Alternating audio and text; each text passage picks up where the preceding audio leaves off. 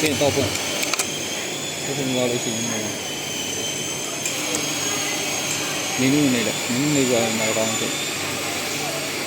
ဒီမှာချီစေးကျတော့24လောက်ပါ24 25ဆိုရင်စီးတယ်24လောက်ပဲထားတယ်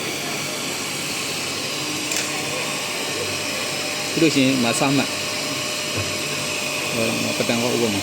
ပတန်ကောကိုပတန်တကယ်လို့အပ်ဖို့မကြည့်ချင်အောက်မှာအမှန်မြန်ပေါက်ပါလေကဲအမှန်ပေါက်ကိုကြည့်ချင်အားလုံးမှာဒါဆမ်းမှတ်နော်လိုက်သွားရင်ဒီမှာတော့မှတ်လိုက်လိုက်သွားရင်ဒီမှာဒါတို့ကိုသွားချင်တယ်တော့ဒါတို့တဲဆိုဘာမှလုပ်ဆောင်လို့ဟောဒီပါပြီးတာနော်ဒါတော့မနှမရမှာတွေ့ရှင်ဆွဲမိုက်ဒီလိုရေးကြီးကိုခဏရိုက်ချင်ကျွန်တော်ဟောပြင်စင်ပေခဏပြောပြီနော်ရေးကြီးကမျိုးဆောင်နေအင်းကြီးကငါနဲ့ရိုက်မှာတဲ့အရှိကိုဆက်တက်တာအဲ့နားမှာရက်နေတယ်ခဏခောက်ကတော့ငါကစောင်းမှာရိုက်ပြီးတော့မှကော်လန်နေပါချို့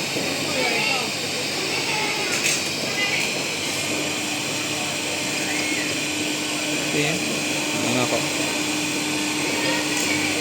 ဟောတဲဆိုမှဘာလို့ဆောင်မလဲတော့ပေါ်လာတယ်ဆိုရင်ဆိုဟောဆွဲပြီးလို့ရှိရင်ဒီလည်းပြန်ကြည့်ဒီမှာချီအောင်တက်လားမတက်လားမတက်လို့ရှိရင်မနည်းနည်းလေးပြန်ရွှေ့လိုက်ကိုလိုချင်တဲ့နေအောင်နော်ကဲရပြီဆိုရင်အနာခောက်ပေါ်လို့ရှိရင်တော့နှစ်ချောင်းပြီးရမလားနောက်တော့အချောင်းဆိုလည်းကိုချိန်ပြီးသွားလို့ရှိရင်ဒီမှာမီနူနေလိုက်မီနူနေပါဒီကောင်မှာအဲ့ချိန်မှာကွာခြေစေးကျဲပြန်လှုပ်ချင်သေးတယ်ဆိုရင်ဒီမှာလှုပ်ပြရသေးတယ်အဲ့အောင်နှိပ်ရဒီမှာကိုပြန်ပြောင်းရင်ပြောင်းရပြီနော်ပြီးရင်ဒီမှာအောင်နေနော်အဲ့မှာတကယ်လို့ကိုပြင်ထားတဲ့ပတန်ကိုပဲအရင်နံပါတ်ကိုပဲသုံးနေတယ်ဆိုရင်ဒီထဲကိုပြန်သွားရတယ်ဒါအစ်ဒီကောင်အပေါ်ဆိုရင်အရင်ဟာပဲအစ်ထည့်မယ်ဆိုရင်ဒီမှာဟာကိုနံပါတ်ထည့်တာကိုနံပါတ်1ထည့်ချင်တာဒါအပေါ်ကကျတော့အပေါ်စာရေးတယ်ကိုကြိုက်တာရေးလို့ရတယ်နော်